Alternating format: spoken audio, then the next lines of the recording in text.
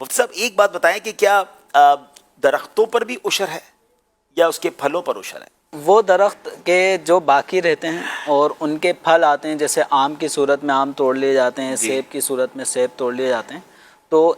یہ جو پیداوار ہے پھلوں کی صورت میں، ان پھلوں پر عشر ہوتا ہے۔ یعنی اگر کسی نے اپنی زمین میں باغ لگایا ہے آم کا یا سیب کا،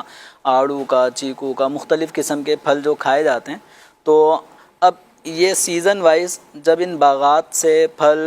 تیار ہوں گے، فصل تیار ہو جائے گی اور اب ان کو جب اتارا جائے گا تو جو ان کا مالک ہے اس کے اوپر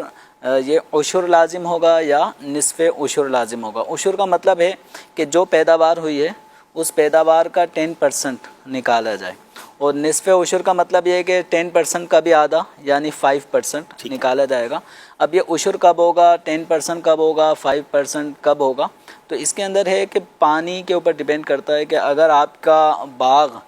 وہ بارش کے پانی سے ہی سیراب ہو کر وہ پھل لے کر آتا ہے،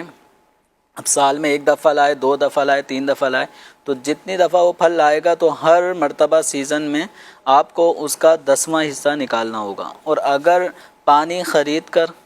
پھر باغ کو سیراب کرنا پڑے گا، یا آپ نے کنویں کھودے ہیں اور ان کنوؤں سے موٹر چلا کر پھر پانی نکال کر، یعنی جس پانی میں آپ کا خرچہ ہو رہا ہے اپنے باغ کو سیراب کرنے کے لیے، تو پھر وہاں پر 5% یہ پھلوں کی پیداوار پر عشر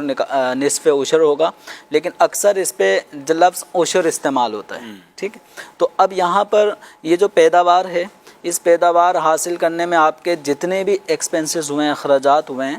اخراجات پہلے سے نکال کے پھر پھلوں کو پھر اس میں 10% نکالیں، ایسا نہیں ہے، بلکہ جتنے بھی پھل آئے ہیں ان تمام پھلوں کو پہلے عشر یا نصف عشر جو بھی بنتا ہے پہلے وہ نکالیں گے۔ اس کے بعد پھر جو بقیہ آپ کے پاس 90% ہے یا 95% جو پھل ہیں وہ آپ کے اپنے ہیں، اور اس میں جو عشر یا نصف عشر تھا وہ اللہ تبارک و تعالیٰ کا حق ہے، جو فقراء میں صدقہ کیا ان کو دیا جائے گا۔ تو اب جو اخراجات ہیں آپ اپنے 90% سے پورے کریں گے۔ تو اسی طرح جو کھیت ہوتے ہیں، فصلیں ہوتی ہیں، گندم، اناج اور اس طرح کے جو سبزیوں کے کیٹیگری میں ہم چلے جاتے ہیں، تو وہاں پر بھی یہی ہوگا کہ جتنی بھی آپ کی زمین سے وہ فصل سال میں 2 مرتبہ 3 مرتبہ یا 1 دفعہ ہو تو اس کا بھی پہلے عشر ادا کیا جائے گا، اس کے بعد میں پھر اخراجات بقیہ اموال سے دیکھے جائیں گے۔ بعض لوگ سمجھتے ہیں کہ ہمارا پورا جو سیزن تھا اس میں ہمارے 5 لاکھ روپے خرچ ہو گئے،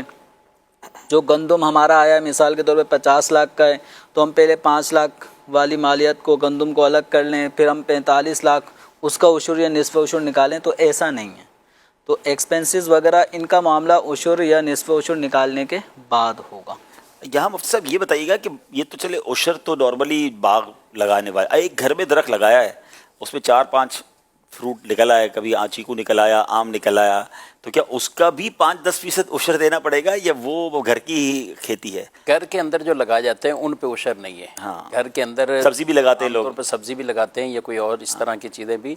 تو ان پہ عشر نہیں ہے۔ عشر باقاعدہ ہوتا ہے جس سے زمین کی منفیت اس طرح کے استعمال کرنا مقصود ہے، اور اس کی کاشتکاری اور اس کو آگے جا کے فروغ کرنا، کمانا۔